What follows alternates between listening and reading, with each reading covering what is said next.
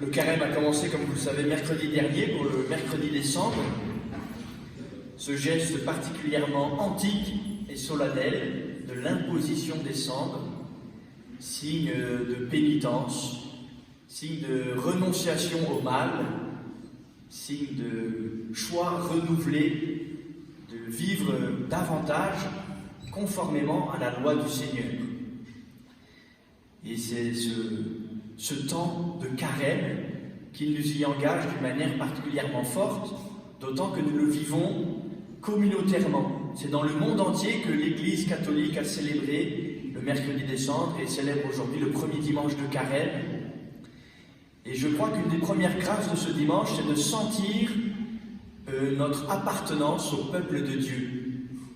Le carême n'est pas une performance personnelle, comme il est de bon ton de le faire quand on prépare par exemple la course Run in Spirit, 9 km, c'est vachement dur dans les rues de Lyon. Et il y en a qui visent une petite performance personnelle, je vous y invite d'ailleurs, moi je vais le faire. Et le carême, c'est d'un autre ordre. Ce n'est pas un entraînement d'athlète, c'est une conversion du cœur.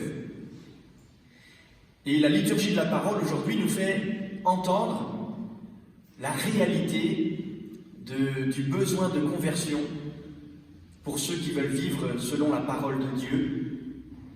Et cette conversion commence par une prise de conscience. La prise de conscience que nous sommes pécheurs.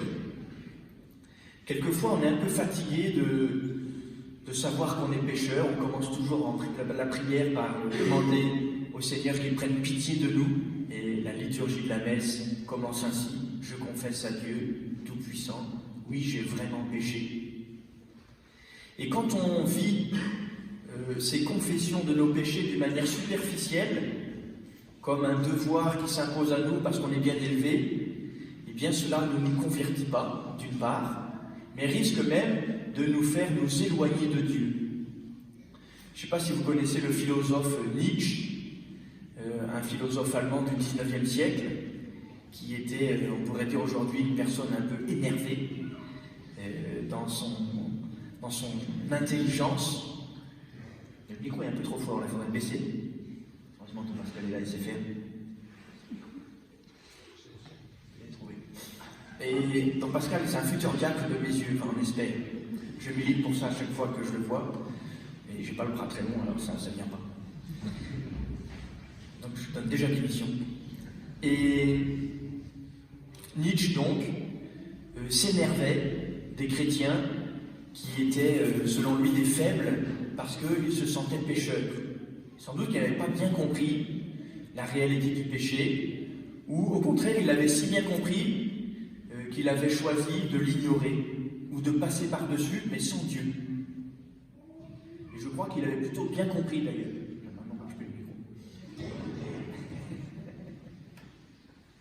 Alors nous, les amis, il s'agit de choisir, de nous convertir en réalisant que nous sommes pécheurs, mais sans pour autant nous enfermer dans un mauvais sentiment morbide de culpabilité qui nous fait porter chacun et sur des mines de carême prenant la misère du monde. Par exemple, vendredi dernier, c'était les 1 an de la guerre en Ukraine. Bien sûr que cela nous affecte, nous attriste, mais après tout, zut, c'est pas moi qui ai envahi l'Ukraine. J'y suis pour rien. Et pour une part, c'est vrai. Vous n'y êtes pour rien. Mais tout de même, pour une autre part, nous sommes solidaires dans l'humanité, les uns des autres, même dans le péché. Et c'est pourquoi nous entreprenons le carême en commun, ensemble, comme un peuple. Et c'est chacun qui devra faire un effort de conversion pour que cela influence le cours de l'histoire, la vie du peuple de Dieu en tout cas.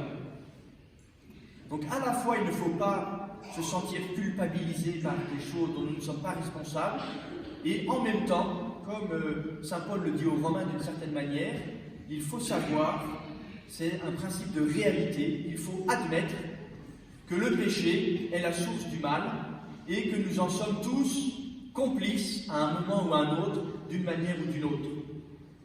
Et nous ne pouvons pas nous dédouaner comme le fera Pilate devant Jésus. C'est pourquoi nous voulons renouveler notre effort de conversion.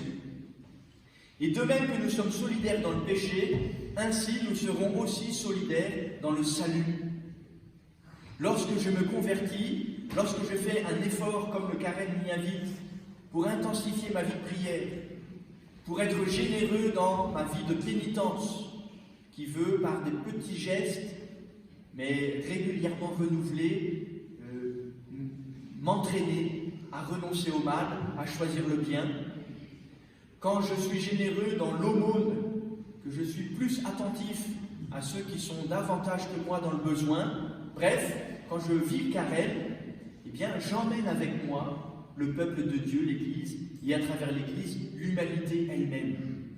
C'est l'adage populaire qui le dit, une âme qui s'abaisse, abaisse le monde, une âme qui s'élève, élève le monde.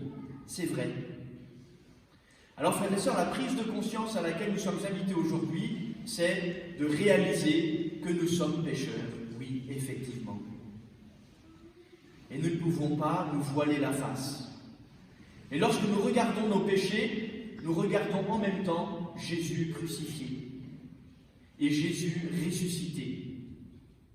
Jésus est mort à cause de nos péchés.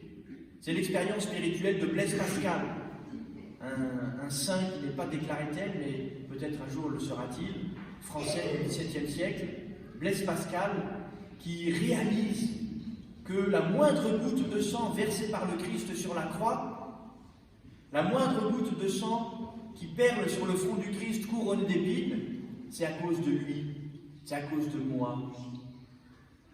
Et le Seigneur le sait, quand il offre sa vie jusqu'au sang versé sur la croix, il sait que c'est pour toi, que c'est pour moi, que c'est à cause de toi, que c'est à cause de moi.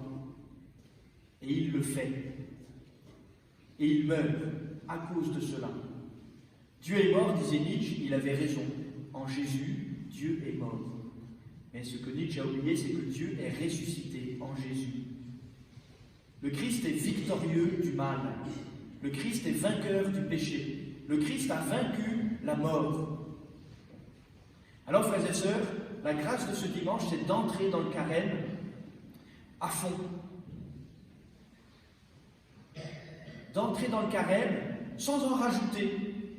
Aujourd'hui, il y a la mode de Exodus, de Magnificat, de je ne sais quoi, enfin plein de trucs tout à fait valeureux par ailleurs, qui ont un petit danger quand même d'hérésie avec ce qu'on appelle le pélagianisme.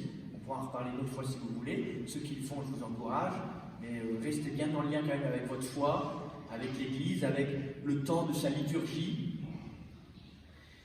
Et entrons à fond dans le carême, sans en rajouter, mais à fond tout de même. Priez, faites pénitence. Choisissez-vous des pénitences concrètes. Soyez généreux dans l'aumône. Tout à l'heure, il y aura la quête d'ailleurs pour le foyer Notre-Dame des Sans-Abris, une invention magnifique par un futur bienheureux de Lyon, Gabriel Rosset, qui subvient à plus de 1500 personnes tous les jours pour les loger, pour qu'ils ne dorment pas dans la rue. Et soyez généreux. Donnez un peu de votre bien. À la fin du carême, il y aura la campagne du denier. Ça, c'est pas une aumône, c'est une justice. C'est un impôt de l'Église auprès des fidèles pour faire vivre les ministres de l'Église. Ne nous oubliez pas. Et soyez généreux. Si vous voulez être plus généreux, faites-en en plus une aumône, par exemple. Bref, ce que je veux dire, c'est qu'aujourd'hui, il nous faut choisir de vivre le carême vraiment. Et de vivre le carême comme un chemin de conversion. Je vis le carême avec les autres parce que je sais que je suis pécheur. Je sais que j'ai ma responsabilité dans le mal qui accourt dans l'histoire du monde. Et je sais que le Seigneur est venu pour nous en délivrer. Et je sais qu'il peut comme actualiser la grâce du salut pour peu que je communie à sa personne par ma prière, par ma pénitence, par mon aumône. Alors je le fais. Mes frères et sœurs, simplement, recevons cette grâce tous ensemble, entrons résolument dans le carême, faisons resplendir la grâce du salut.